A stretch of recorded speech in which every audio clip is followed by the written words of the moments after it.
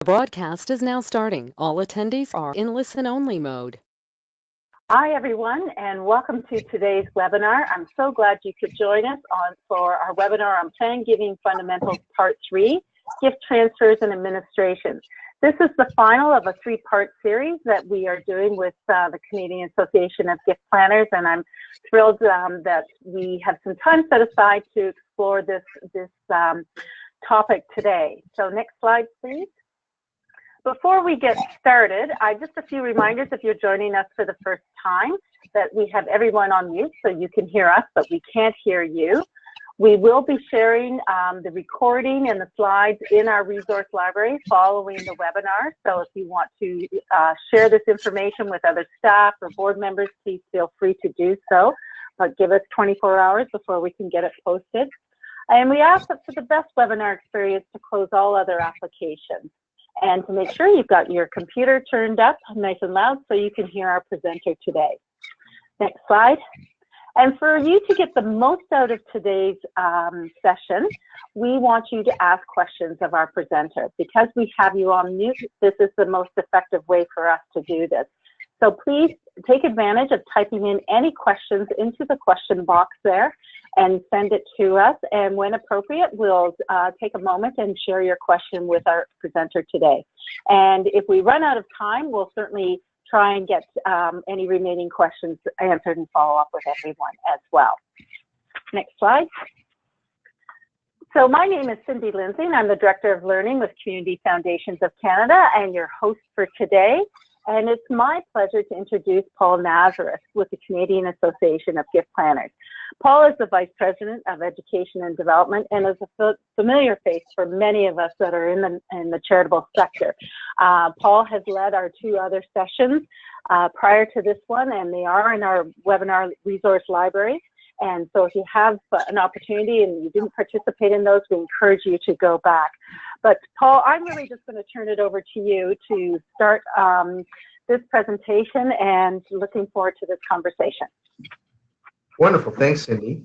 And thanks everybody for making the time to join us today. It's exciting to have representation from across the country, and exciting to also have some folks already asking questions. I got a couple sent to me earlier in the week as people were registering, which was great. Packed into this is information and curriculum from the Gift Planning Association, but also in some of my previous work. I'm about now 19 years in the sector.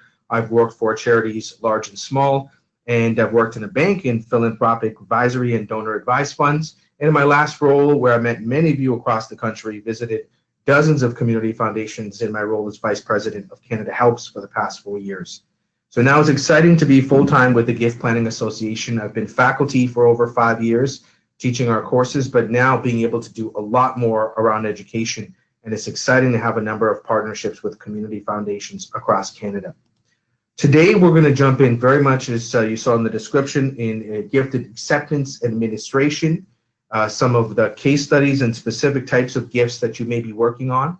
But, you know, to frame this as well is that there's two key things here.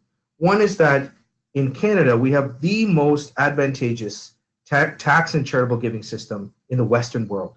Better than the United States, better than the United Kingdom when you add everything into life and beyond. And besides that, we've also got the Senate of Canada actually looking at the charitable giving system from a tax and structural perspective this year. So we're really in a lot of ways in the golden age of charitable giving. But there's also, and we've talked about this in previous sessions, we're at a critical point. As Canada is now already older than it is younger, our donors have turned the corner.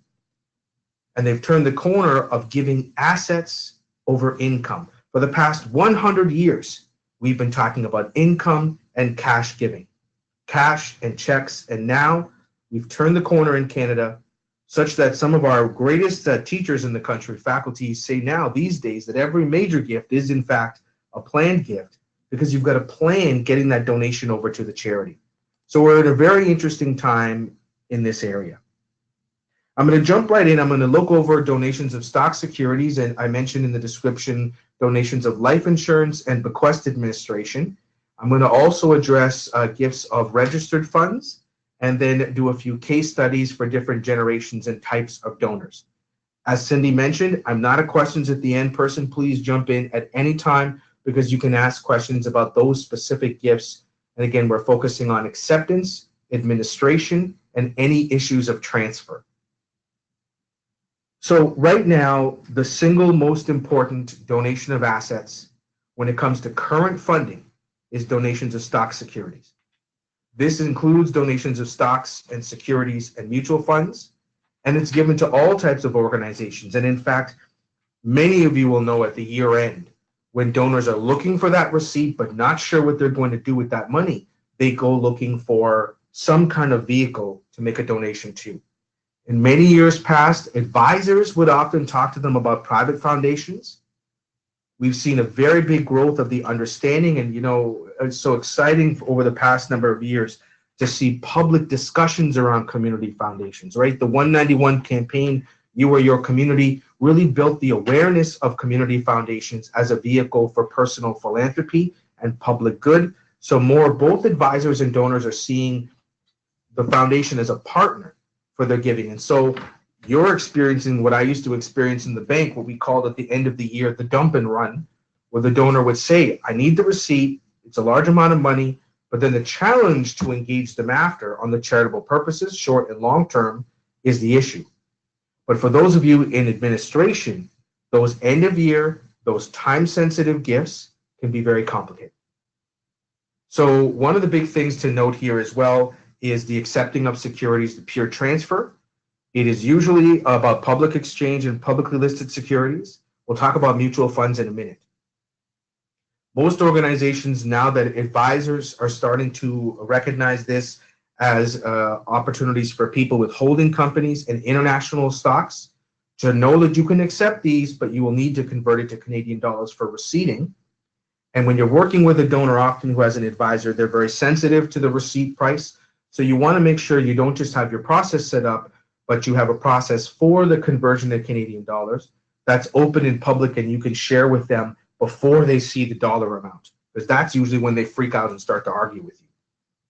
So having published guidelines, having an accessible online form, having a clear process for the receipting and conversion is important.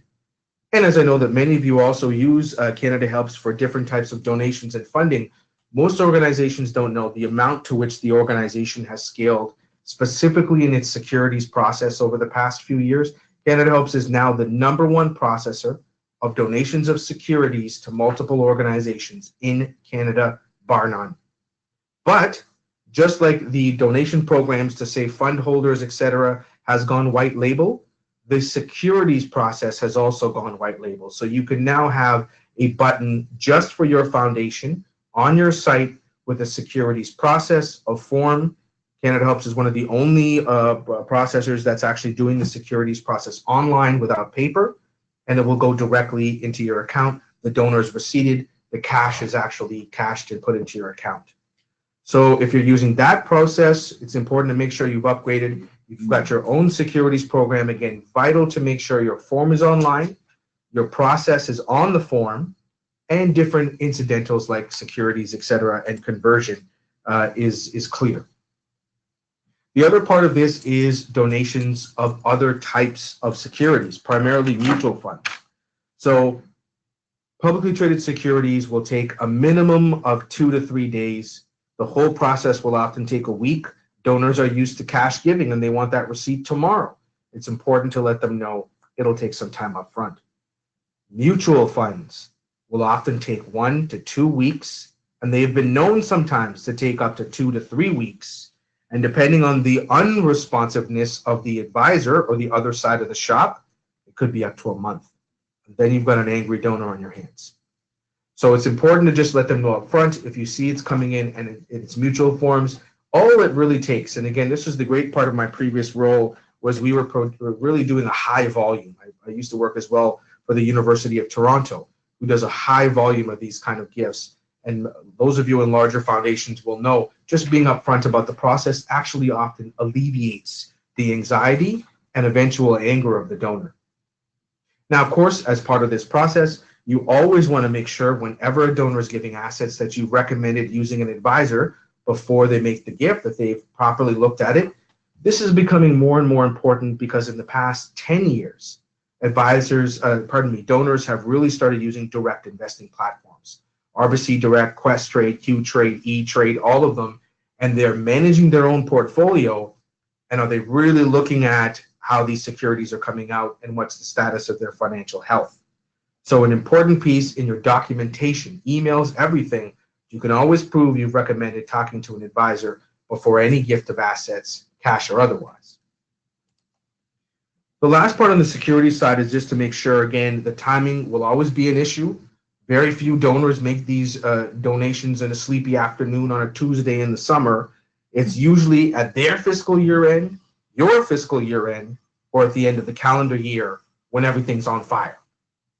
So it's really important, again, public process, form online, and when it comes to the year end, actual December 31st, when you're coming up against a receipting issue, it is important to talk to your broker and actually get an end date for guarantees that they can do that. Usually it's about a week and a half before the end of the year, where you let them know that if they start the process, anything after, say, the Friday before 2 weeks of the end of the year, that you can't guarantee the transaction will be done by the end of the year and they get their tax receipt. So it's important to say that up front. Now, again, we say in that release, but we're processing gifts all the way up until the end of the year. Because again, if it's publicly traded, it's a blue chip stock like a bank or something, you could get that done in 24 hours with the broker that's responsive. But it's important to state that up front at the end of the year when these are very, very frequent in terms of volume. The other thing about timing as well is if someone walks in your office with a physical certificate of shares, that's usually the time when the finance office will lock the door and run. But it's also a time of great challenge because physical certificates are the worst method of donating in kind. It's legal, but once it's processed to you, it's actually the physical representation. That certificate is the physical representation of that money. So then you'll need a process of keeping it in a safe until you can get it to your broker. In fact, most organizations and brokers have arranged that they, as best they can, don't do this. And they actually dissuade donors from coming in with those forms. So they ask them to actually convert them to electronic transfer before they come in. And then lastly, the reminder as well, some donors will actually ask you to direct the timing of the trade, understanding as well, if you have this, and often for fund holders or for public projects, they want to hit a certain dollar value. You can't transfer $10,000 of X stock. Nope. You're transferring X number of shares. So they've always got to do the calculation, often on the back of an envelope, but you want to be using the right online quote for the securities to make sure they've estimated to go over that amount. Because remember, and many of you are following this best practice, the receipt is evaluated, the closing price, the day that it hits your account. Again, this is not clear from the revenue agency. It's a best practice in the sector. Some people do other ones, but most people follow the best practice. Closing amount, end of day, the day it hits your account. But if they've pledged 10,000, 100,000 for a project, even worse, $1 million, and prices fluctuate, you may get $998,000. So who's going to make up that $2,000 on the pledge? Unless you've talked to them beforehand, they often assume it's going to be you. So it's important to be upfront about timing as well as anything. So before we go on to estate administration and bequests, are there any other questions about donations of securities? Not at this point. Okay. So I was really glad beforehand that a colleague reached out and asked about international funds and the receiving of international securities, because again, more Canadians are holding their assets overseas. Again, you can receive securities from other countries, but the receiving will have to be done in Canadian dollars, and it's always a Canadian tax receipt, as you know, unless you have another foundation in another part of the world. It's almost, you cannot do any other tax receipts. So we'll move on to bequests. And again, we're not talking about the marketing of bequests, the creating of bequests, etc. This is specifically the acceptance, receipting, and management of the bequest administration cycle. So, this is a great kind of life cycle look at the ecosystem of a bequest. As you're talking about it up front, you're working with those donors, You establish the expectancy. Again, it's really important to have it as a confirmation. Some people have very complex confirmation documents, and often you don't need them because everything is revocable. In fact, we were doing an incredible conversation with one of our faculty last week in London, Ontario, who used to work for a university and a hospital, and shared that they asked their donors to keep their confirmation bequest document with their will. And we said, but if it's not in the will, it's not legal. And they said, many times a donor has said, I've done it. And what they really mean is, I've intended to do it, and they didn't put you in the will. However, when the family finds the commitment document and the clear intention by that donor, their loved one, to make the bequest, they shared with us that that family will often fulfill the bequest. Now, they can't legally do it as part of the estate, but the family members who've received those funds have actually done it in the past. That's amazing from a fundraising perspective. Not legal, but this is part of the larger philanthropic discussion. So expectancies are important. You need to make sure at all times you have a simple one-page document with the legal title of the charity, your charitable registration number, and different types of wording for them. And again, very often this is pouring into a fund. It's supporting one of your community funds. It may even be establishing a fund, which is not ideal. You want to have this conversation up front if you can. Get that wording for the ongoing granting of that fund. And then this is simply fulfilling the funding of it. The other side as well is, how will you as a charitable organization recognize this gift? So heritage or recognition societies, this is a growing trend in the community foundation movement. It wasn't something that was super active before, and now more organizations who are doing blended gifts in life that are fulfilled in their estate, are having to ask the question, how do we recognize these donors? Again, the foundation movement as a philanthropic power is exponentially increasing, and so now you've got donors giving to multiple funds. Your community funds, your project funds, their own fund. We've got now corporate partnerships for small business happening. So you want to make sure you figure out how you're going to recognize them in life and as an estate donor. Again, we follow the example of older foundations like Winnipeg and foundation teams in Vancouver, et cetera. Some of them are doing not just donor recognition for the intention. Some of them are doing a family recognition and gathering for estates in progress. Because again, sometimes it can take a few years. And the engagement of that loved one's legacy has in the end only been a way to connect with the next generation of family. And in the end, continue to grow those funds. You've got to figure out the recognition side. Then we move into the pure legal execution side in the probate and the administration. That's one of the challenges that's out there. And that's for you the big issue. Now, there's a process, right? The receiving a certificate with a will, the notification. You've got to then consider what type of bequest it is.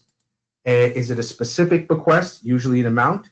Is it a residual bequest, an amount that's after everything's left over? Or was it a contingent bequest that meant, if a family member dies, the charity is the second? That's the legal paperwork. The big change that's happened, we've got some real leaders in the foundation movement, people like Kathy Hawksworth in Edmonton, who's on the board of the Society of Trust and Estate Practitioners, has seen this change, that as of last year, the new graduated rate estate regime is in place. What it fundamentally has meant is actually the harmonization of the receipting of estates. For many years, we were actually all doing it wrong. The legal receipt for a bequest was the value of that bequest on the date of death of the donor. So they were sending us money and we were sending them a receipt for what they sent us. That wasn't the right thing. We're supposed to have gone back and evaluated the estate and sent a receipt for that original amount. Now, in 2018, with the graduated rate estate regime, we are required to receipt what is sent to us. Harmonized, easy, back and forth. However, it has also changed the timing, that the estate now has only a couple of years in the taxation year of the death of the donor, the year after, to report that as part of the estate taxation, to send you, the charity, the donation so that they can get a receipt. And if they miss that timing, as you can see here, they will lose the full tax value of the gift. This is a big deal. Lawyers and estate planning councils are only now figuring this out because, of course, they really care about the client service side, the larger picture transfer of wealth to family. Nobody was really paying a huge amount of attention to the charitable giving side of it. And so now it's put an onus on the estate and the charity to be efficient in their estate administration. This is where community foundations are going to be coming to an added value position, because many small charities, as you deal with them in your granting and application, you know they're not sophisticated. Timing is not one of their great strengths. Things can sit on desks for a long time and not be responded to. Well, estate lawyers are going to start to figure out that actually the excellent trust offices, or the estate planning offices of the community foundations, especially the ones that have been doing this for a number of years, is the best way for a client to make a multi-granted gift. They know now they shouldn't have to put 15 charities in the will. They could put the community foundation, and they could actually do, again, a blended timing gift as a bequest. So this is one of the small administration issues. Ongoing will be a challenge, and we're so lucky in Canada. There's literally a book for that. It's literally called Bequest Management for Charities in Canada. It has been updated for 2018 and 19 beyond this past year by a state lawyer, Canadian Bar Association expert, Jasmine Sweetman, one of our long-term faculty at CEGP. We even did a webinar with a lawyer and a charitable administrator. It's an open and free webinar on how the graduated right estate regime is playing out. So maybe you have a team member who wants to see the administration of this, how it's actually hitting the ground. The webinar is there, but truly, this book is available publicly for purchase. This is the one you want in the office if you're administrating estates now and beyond, so you will never have to worry about the legal procedure, the responses to the estate, any challenges to residual gifts, and the management of ongoing donations. So it's a great support to have something like this in Canada on the bequest side. Any questions about bequest administration? Again, I know now that you are starting to have these gifts fall in. And again, we're going to see more blended giving of people establishing funds, starting to fund them in life, and then having the backup fund fueled by the bequest will be more of an issue. No questions yet, so folks, don't be shy. All right, I'm happy to answer them. Again, stick your hand up and throw them into Cindy anytime. Yeah. You can even go back and address different things as we go. And I've got some further questions locked and loaded for the next couple of units. So 2 more things we'll talk about before I do some case studies. Gifts of registered funds and gifts of life insurance. So when it comes to gifts of registered funds, one of the challenges is actually that this has been a major way for Canadians to save for a generation. When we work with financial advisors, when I was in a bank in a tax team, we saw that actually Canadians in a lot of cases almost held too much of their assets in RRSPs and RIFs, such that later in life, and as you may know, that an RRSP rolls over to become a RIF at 71, and then the must take mandatory payouts from the RIF of income. Well, there's so many assets, and the individual can't pull these assets out without paying a very large tax rate. Again, they'll be taxed at the highest rate of income, so they don't take money out of these. And so one of the ways that advisors will often work with a client, okay, I know you want to take some, what is a large savings for you, is actually to offset it with a charitable donation. When we calculate charitable donations, and again, you're not trying to be a tax expert or quote this to donors or clients, you get back in Canada about half. Every province, when you work it out, provincial plus federal, when you make a donation, you get back about half. So because you're getting this tax credit of about half, and when you're taking money out of RRSPs and being charged the taxes of about half, well, it evens out. So what people are really thinking about is after it rolls over to their spouse, anything after that, it will be taxed at the highest rate and they will lose half because they're being taxed at the highest rate. So donation of this is a really viable alternative. More and more Canadians are out there, including the charity as the beneficiary of their RRSP. Now, I'm not going to go too deep into the estate administration side of this because there's a very different treatment of an RSP gift when you're a beneficiary versus when it's named in the will. Briefly, I'll let you know that when you're a beneficiary, when the person passes away, the company cuts a check, it goes to the charity, you provide a tax receipt, which goes to the estate. This all happens right away. When it's in the will, then the RSP has to be paid into the estate, probated, and then paid out to the charity. It's a two-step process rather than a one. I'll leave it there. But it's a way for someone to leave you pretty much a bequest immediately. In fact, several advisors who are out there talking about charitable giving call the RSP gift the 30-second bequest. Because all you're doing is putting the name of the charity on the beneficiary form. Now, as a charity, and if you have donors that are requesting this, and I can tell you, as members of CGP, we have a feature called Ask an Advisor. And we have some advisors on retainer who answer questions on tax, insurance, and finance. And gifts of registered projects in 2017 and 18 became the highest number of questions to our advisor group. And it's because more donors are thinking about it, more advisors are recommending it, not just as part of an estate plan, but in life. Those donors are saying this RSP is spitting out money that is hurting my income and charging old age clawback. I don't like it. And we're excited that at this time advisors are saying, well, here's two ideas. One, sign over the RSP payout to pour into your fund foundation, and then your fund will naturally grow as your RIF empties out.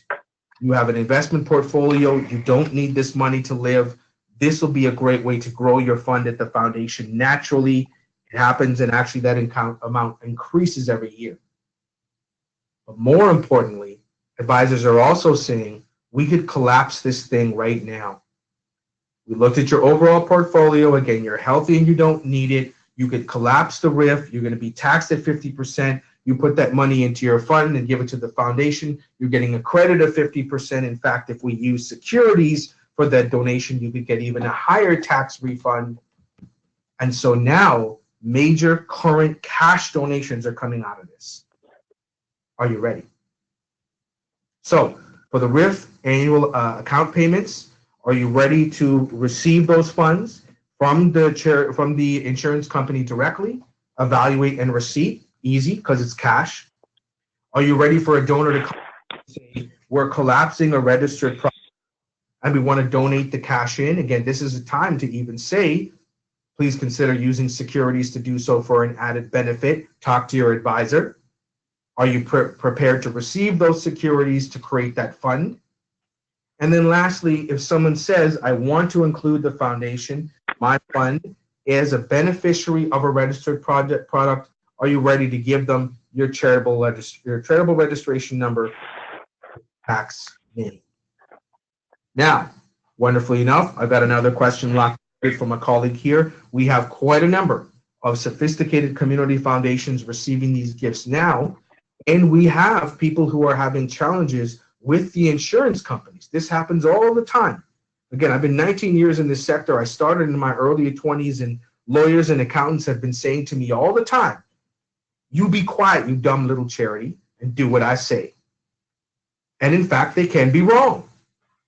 This is also why we're now working with their own designated bodies, CPA Accounting, KLU Insurance, Family Wealth Exchange on Wealth, for them to be teaching this as part of their curriculum, because truly many insurance companies, when the donor says, I want to name the foundation as a beneficiary of my RSP or RIF, they say, we don't do that. And in fact, quite a number of them who say, I want to leave multiple charities as my beneficiary, they say, there's no space on the form, so we won't do that. And in fact, that's one of the ways where the advisor is saying, look, you probably just want to use a community foundation to flow these grants through, because half of it you want it to stay in perpetuity. The other half you want to grant it out. One charity on the form, the foundation's the answer. You really want to train advisors through your PA and professional advisor activity to do that. So that's registered funds, and that's simply one of the ways where money is really starting to come in. It's a growing activity in the space. I'm going to finish up on the technical side with gifts of life insurance. And I mention this because truly, this is the single largest opportunity for $1 million gifts after bequests over the next number of decades. Everybody's got to be ready. And in a lot of cases, we are not. On the charity side, even on the advisor side, setting up these is done wrong. Receiving them is done wrong. The payouts and the receiving, and we're finding challenges all across the country. So bottom line, there's 3 ways to receive this, but we won't talk about one is if someone wants to donate an existing policy. I'll talk about the receiving in a minute, but the way you will probably experience this is one of only 2 ways. The advisor and the donor want to make the charity the owner of the policy and beneficiary, or they just want to make you the beneficiary of the policy. What's the difference?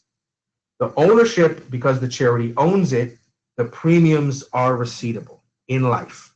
So when they pay every year, they'll get a tax receipt every year. But because they got the tax receipt in life, they won't get one in death. They won't get a receipt for the estate. Now, you've got many existing policies out there from people's work plans, etc. And if they name you as a beneficiary, and often you won't even know, when the payout comes in after they've died, payout comes in, it's cash, you provide a receipt to the estate, in and out. When we talk about the effective and efficient creation of gifts, gift plans, now smarter fund holders, you're going to see the first one a lot more. Advisors are saying, you could give 6 figures to the foundation right now, but if you take that 6 figures and put it into an insurance policy, it could become 7 or 8 figures. So that's where the opportunity comes. And again, people will say, but Paul, that's a deferred gift. We're not getting paid out until later.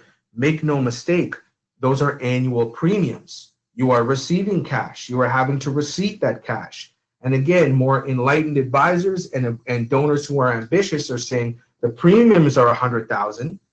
So I need to be making a donation annually of $300,000, 1 to pay my premiums and 2 to grow my fund, because I want it to be at X million by the time I A, retire, or B, execute our giving plan. So this is really important in the piece. And what you need to be ready for is this, is for a lot of them, there's annual payments. Although I'll tell you, wonderfully enough, as we move forward, more advisors are saying, you're selling a business, you're coming into $10 million. Let's just do a one-time payment of $1 million to establish this fund that will pay out $3 to $5 million. But you need to be ready to receive that. The advisor often doesn't know the legal process. If they establish the insurance policy, they make the $1 million payment to have the charity as the beneficiary, and then they transfer it to you after, you can't provide a live receipt for that $1 million. They have to make you the owner first, and then you do the premium payment. So are you ready to receive those ownership documents, to receive that premium payment? And again, this is an opportunity for someone to say, well, I'm giving you $1 million. I don't have $1 million cash. Can I give you $1 million in stocks, securities, or mutual funds? Are you ready to work with your finance team to receive the securities, cash the gift, make the premium payment of cash, receipt the donor, and then be ready to understand the ongoing administration of that policy? Speaking of ongoing administration, you've got the annual receipt for those premiums if they're paying you annually, and the donor actually has 2 options. They could either pay you as the charity and you pay the insurance company, or they can pay the insurance company directly, which means that every January, you've got to call the insurance company and confirm that the donor has made that premium payment. It's not easy, because if they missed it, the whole policy fails. And if they pay it to you, that's great. You can provide a receipt, but then you better make sure that you make that premium payment on time, because if you miss it, that policy fails. So it's really important to say, how are we going to do this? And again, people are going to be looking to make more blended gifts to pay premiums. And I'm just over the moon to share with you the advisors that we've met through community foundation advisor engagements, through charitable gift plans, even with our own faculty.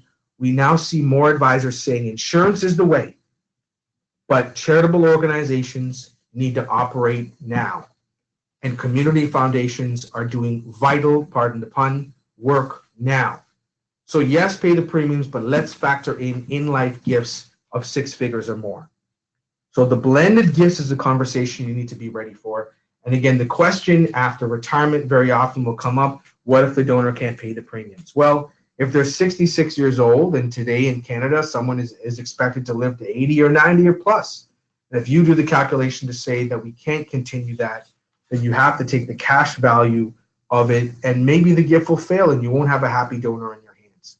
So it's very important up front to be talking about what's the plan for this gift? What are we trying to do here? Lastly, if someone does come to you with an existing policy that's fully paid up, used to be that you could just simply receipt the cash surrender value. A 2008 tax change meant that you have to do an evaluation, a paid formal appraisal on the value of that insurance policy, and then receipt that. So that's the insurance gifts. And again, really long-term, short-term, all you got to worry about is, are we ready for setup? Do we have access to a local advisor? We could talk this through, somebody on our board or in our network. And then are we ready to receipt these annual premiums, and what's the process? So any last questions on insurance before we go forward? No, keep going. Okay. You're good. I'm on alert, but I love questions. So please, if you think these are going to come in the door and you're worried about how you're going to manage them, please stop and ask, because again, I can always assure you that a lot of people are thinking about that as well. Might come forward in some of these case studies. So let's take a look at case studies of these type of blended gifts.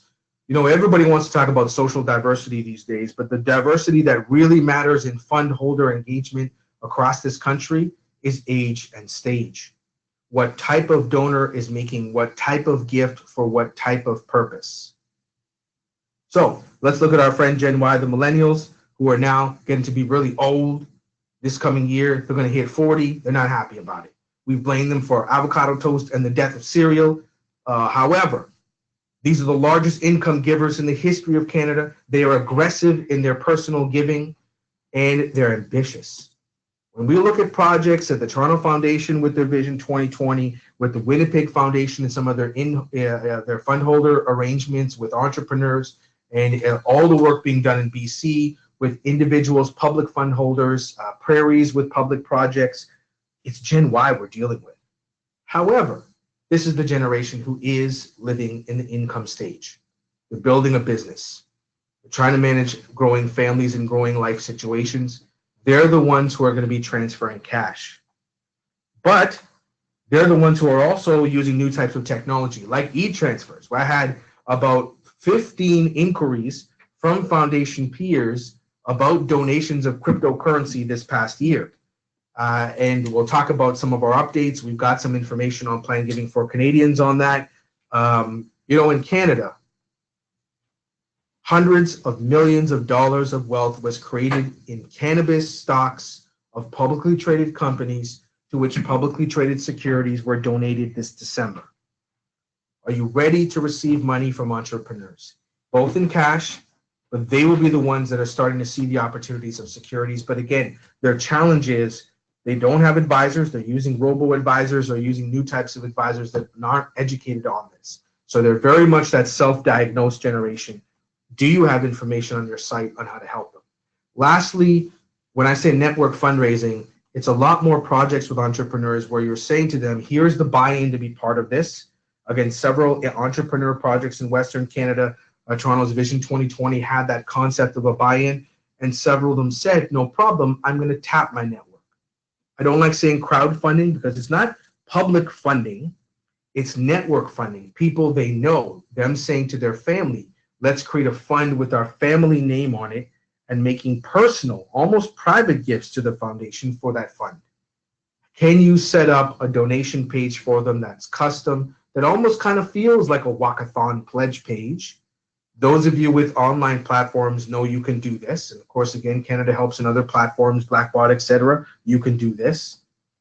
Are you ready to do that for an individual fund holder or for an individual project? We did two in the past couple of years, one in the Okanagan, one in the prairies, tied to municipal projects, public funding, and it was 10,000 plus tax receipts in 24 hours. And if that had been done as a project, it would have killed the finance office. But now with these online tools that do the receipting, you've got it, but you need to be able for it to pour into the fund automatically. You shouldn't have to do that accounting work in your office. So that's Gen Y. That's where they are and where they're going. And as usual, are we prepared? Again, jump in anytime with questions. Happy to have this because wonderfully enough, we've got a lot of case studies from the Foundation Network. Next, baby boomers. And this is how they like to see themselves.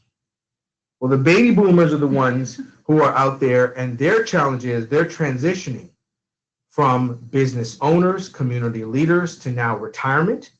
And as many of you know, with your board members or other community members, that's a change in life status. They're also going through a change in income status. They're moving from income to living off of assets, fixed income. So there will be no more fundraising. There will be no more gala tickets purchased of cash. You know, we're talking to some big organizations that do cash fundraising. They don't know what to do with themselves because they're having donors ask them, can I buy 5 years worth of gala tickets up front using stocks and securities? I live on a fixed income. I only have assets. I don't have cash money to spend anymore. So when it comes to the boomers, these ones who are moving from the income to the asset language, you need to be ready to talk about assets to them. We need to be thinking about that blended gift, creating a fund in life, either using cash or an asset, and then making sure that you work on the purpose of the fund, the annual granting, and then the bequest pouring in and turning that from $250,000 to possibly 10, 15 million. You've got the plan in place, but now here come the funds, blended gift. Are you ready for the conversation with these boomers of how to do that 30-second bequest? What's the answer to, I want to put you as a beneficiary of my RSP or RIF, right? The answer is legal title, charitable registration number, help us with the form, we'll help you make that gift. You just made a bequest in one email. And then lastly, if they want to talk about life insurance, are you ready to talk to them about it, to answer the questions of beneficiary status versus ownership? And are you ready to talk to their advisor about the process, the premiums, and the annual receipting? So that's boomers. And again, this is the more technical stuff. Again, they'll be walking in the door with gifts, but more of them who are asset holders are really for the first time ever saying, wow, I don't need a private foundation. We didn't come from money. This is first generation money, but I'm seeing vital signs. I'm feeling like I got to do something. And you make me feel like I can be a part of this. But remember, they've only written checks their whole life. They don't know how to give you 100,000. Like physically, they don't know how. So they've got to talk to an advisor.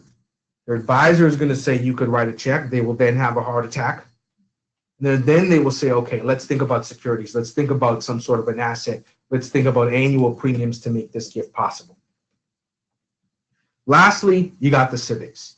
And this used to be the language of 55 plus. Forget about it. Those brochures are 20 years old. We're talking about 80 plus. And of course, today we know in Canada, 80 plus, what does that mean? 2019, we have 16,900 Canadians who are over the age of 100. Most of them can take me in a fight. They are healthy. They are wealthy. They are active. They'll be on your boards. They're going to be your community fund holder champions. They're going to be active in very powerful civic ways. Make no mistake, this was a big topic of conversation in the Canadian Municipalities Conference this past year. So civics have got that money. They are 100% in assets. They've been living on a fixed income for years. And so they're thinking and looking forward. Estate planning, trust work is going to be a lot of this in the time to come. You're going to have to really be aware because we are now moving into an age or generation, 90 plus, where we worry about capacity issues. Truly, they may have capacity, but their children are more than willing to challenge their capacity if they think that they're giving away their inheritance. They will want to challenge you on that bequest. And it's going to be important that we're working with advisors to protect the donor, protect the organization when it comes to wording, working with their advisors, and then the ongoing administration. Because as we talked about it, the GRE, the graduated rate estate change, would mean that it's got to be efficient. And then when it comes to the fund holder plans, again, you don't want to be giving someone wording to establish a fund in a will. You want to work up with them to create the fund in life, and the will is just the gift.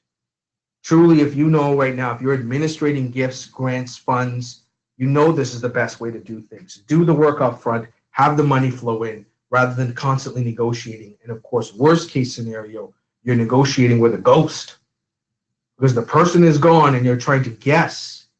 No one wants to guess. The advisor doesn't want to guess. You certainly don't ever want to be presuming anything. The family, people get very insecure, children, spouses, on guessing what a loved one wanted. Why make them guess? Do your work up front.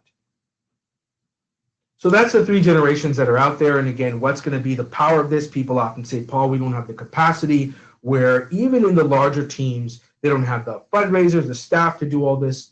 Advisors will amplify your opportunity. These are the celebrities in Canada of not-for-profit law and work. Here's the problem. This is only one slide. This should be 20 slides. There's over 250,000 advisors across Canada. We need to be activating them to understand every facet of charitable giving and asset transfer. Now, CGP is working on this, again, working with their bodies of STEP, all of them. You also know we've got a lot of friends on the block out there talking about philanthropy, our friends in donor advised funds, other different types of foundations in the charitable sector. So the market is certainly more crowded, more complicated. Although I'll let you know what's really been positive, because this is a lot of the work that the Gift Planning Association does. Now, as we provide education and curriculum, a lot more advisors, as we even help some new shops launch donor advised funds, we're talking to them and educating their staff to let them know you are a charity, you are accountable to this sector, your client, our donor. And so when we talk to a lot of these advisors, a lot of them are even saying to their own shop, I have a fund at the community foundation.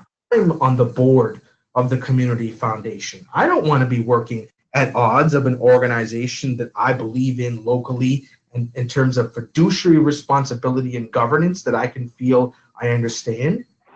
So the good news is, I got to tell you, more of these are looking to partner for their clients' advisors, but we do have to recognize they're out there and what's the language of how money flows and how we even get grants from these types of organizations. Just recently, there was a couple of big public announcements of charitable gifts, and they were actually created in donor advised funds and financial institutions designed to be incubated and then flow through to a community foundation. So there's opportunities here for partnership, and we'll talk more about that as time goes on. We shouldn't ignore the wealth of education that these advisor shops hold. They're waking up, right? When the wealth transfer is happening, they realize, boy, we better get on this bus or we're going to lose this money. Stake, this is about asset capture, capital capture. So they're leaning more into this in terms of marketing, and as they make it and it's public, we should be using it for our marketing. So if you haven't seen the absolutely fabulous 2016 and 2017 update of TD's Women, Wealth, and Philanthropy, the 2015 piece was one of the greatest narratives of modern women entrepreneurial money and wealth, and the 2017-18 update demographics and data from the economics of Canada. That's can information on women and wealth, entrepreneurs and wealth. It was groundbreaking, and it will help you in your conversations with donors about how do we move money into a fund. Not even 3 to 4 months ago, we had RBC, National Wealth Management, put up an entire website called The New Face of the Canadian Legacy, and included information on women in wealth, Generation Y and entrepreneurialism in wealth, families and wealth, and all three of them have a section on charitable giving. So again, remember, you're going to get a copy of this presentation, a PDF, and I've got links after it to all of these, so you don't have to go looking for them. Lastly, remember as well, working with advisors. Again, this was quite a shock to me. I had spent over a decade in small charities, the University of Toronto, a group of churches across Ontario, and I got to the bank and I was shocked that the largest charitable donations weren't motivated by charity. They weren't motivated by philanthropy. They were when a client was going through a life moment in which there was a tax opportunity, in which a smart advisor said, hey, one of the ways we can save you money is through charitable giving. They didn't say, we know you care about these charities. now's the time to make a donation. No, this is a solution to a problem. That's when the 6 to 7 figures change hands, and today, as we see in more and more reporting, 8 figures plus. So these are some of the problems that we encountered when we were working with advisors as we talk to advisors across Canada. Again, part of this is that as much as the advisors are looking for solutions that are the opposite of charity issues, this is your relationship with agencies.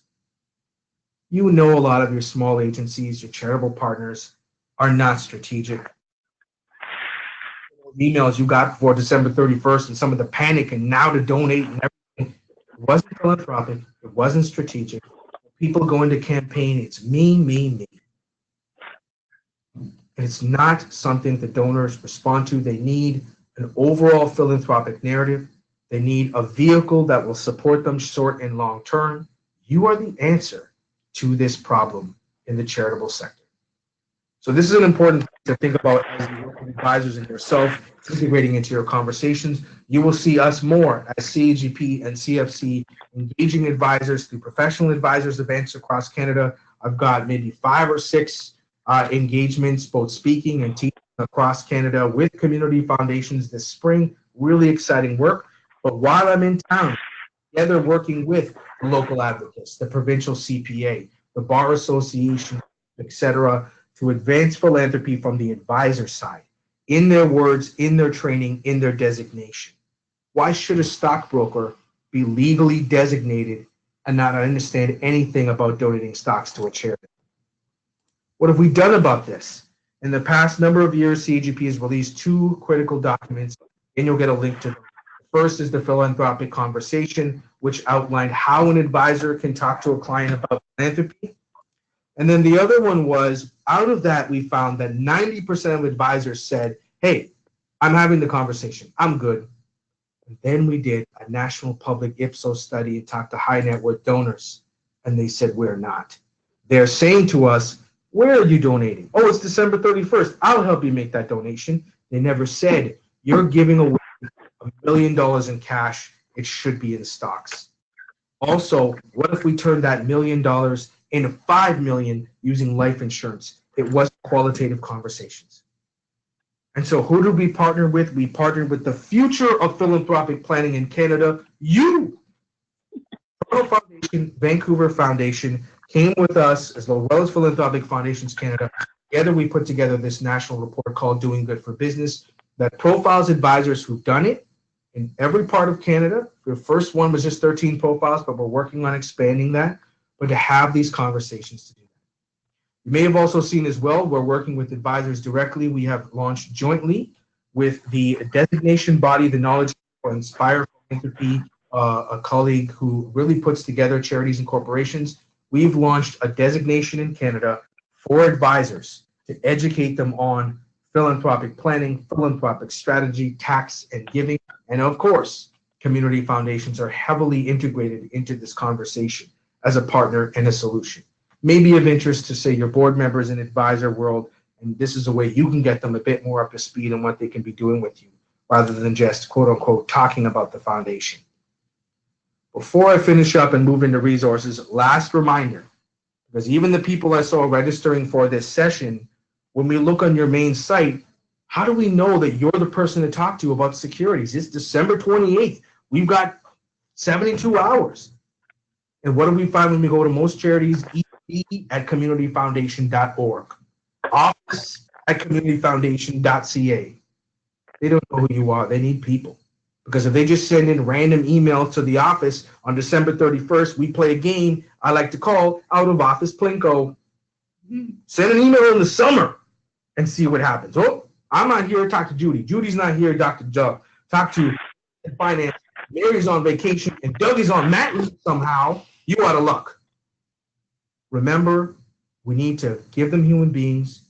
For the advisors, they need a direct connection. For the donors, they're already in touch with you about fund holders and creating funds.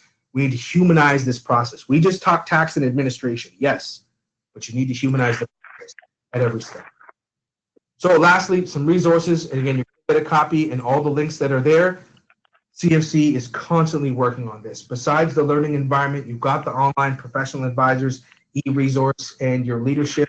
Cindy, the team, and CGP, we're working on new professional advisor content in the new year. There is a primary resource for tax and giving in this country, and it is the book 20 Years Old Plus Now, Plan Giving for Canadians, and we update it every year after the federal budget. So you're going to see an e-blast from us. The new one's coming out right this week, at the end of this week, with all the updated things. We've got material in there about donations of cryptocurrency, about marketing for bequests and securities, about the exact process of both bequest administration and insurance gifts. Yes, it's 600 pages, but it is a PDF book that is searchable, that has cut and paste templates and materials. So really encourage you. And of course, if you're a member of CGP, it's free. You have it automatically for download. Many of you participate with our 20 chapters across the country. Many of you are to run Leave a Legacy as well. And lastly, if you haven't seen it, we've got courses all across the country, our one-day course and different courses on the education side. But we've actually made a competency outline to mirror things like CPA and professional development so you can continue your PD to say, how do we match these different places? I'm going to give you links to some fairly new material from the Revenue Agency. They've been making some fantastic videos and infographics on process. The last one that they put out right before the end of the year was on fiscal year-end updates. Again, can help you and the agencies you serve. If you haven't seen it, the #1 podcast in Canada, non-governmental organizations for charities, is Charity Village's small nonprofit podcast. We are very honored to be one of the first ones, but actually, Mark Bloomberg did a podcast on receding, and we're going to see more that are going to be applicable to foundation teams. I mentioned. Sorry. Yep. We've got a number of questions that have popped up, and I know we've only got a couple minutes, so can we just take a couple minutes? Sure. I'll just finish up here. Last one is, if you haven't seen it, the CPA forums coming up. I've got some reports that are in there, and again, the big one is we are going to be at the in Victoria. We've got a full-day masterclass where we're going to go deeper into everything: fundraising, administration, and execution. Great. Okay, great. So a question from Anil in Toronto. He said, on the bequest and estate administration side, I totally understand what you're saying about CF being a hidden gem for advisors. But how do our charitable sector peers react to that? And how can we work with them to support donors the most effective way? And so there's two ways here. There's the planning, and then there's the administration. And again, we're always recognizing that we have challenges in terms of the age, stage, and really geographic location of the foundation. Are you urban, suburban, rural? Because you'll have different reactions. Of course, the challenge in urban settings is there's a lot of competition with organizations in those areas, with advice organizations. But in the suburban and rural communities, the foundation is seen as a leader, and actually in a lot of cases, a fiduciary protector to plan these kind of gifts. So recognizing where you are, collaboration is always important. Again, this is exactly what we do with CGP in larger centers. We work with those organizations that would normally compete to say, how can we collaborate to make the best gifts for donors and clients?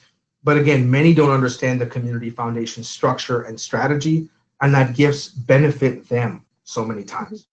Great. Yeah, and it ties in with another question about what other charitable organizations are doing a good job at plan giving, or looking to get into plan giving in a bigger way, such as hospitals and United Way. You talked about some of those. So, we're all in this together, basically, is what you're saying.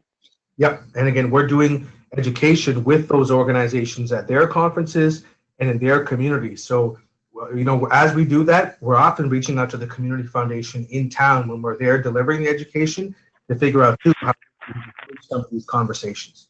Yeah, okay. A question around what happened to the Gen X when you were talking about the trends, and any particular thoughts on their trends? So Gen X, and I say with all great respect, only me probably because I am part of Generation X, we are statistically insignificant.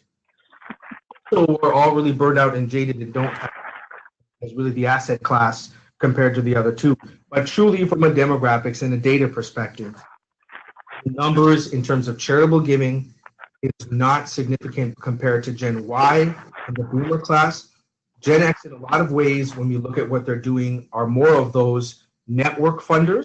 They are some of the entrepreneurial givers. But in terms of the pure philanthropy, as we're breaking down the data, and again, this is where we turn to things like the Imagine Canada, Canada Helps Giving report, StatsCan information, tax filer information. Truly, it's not a super active thing, and that's not where people are spending their time. Okay, interesting. So can you just flip to the last couple of slides there, just the one with the upcoming dates? I will follow up with, there's a couple of other questions there, and I will follow up. I appreciate it's the top of the hour.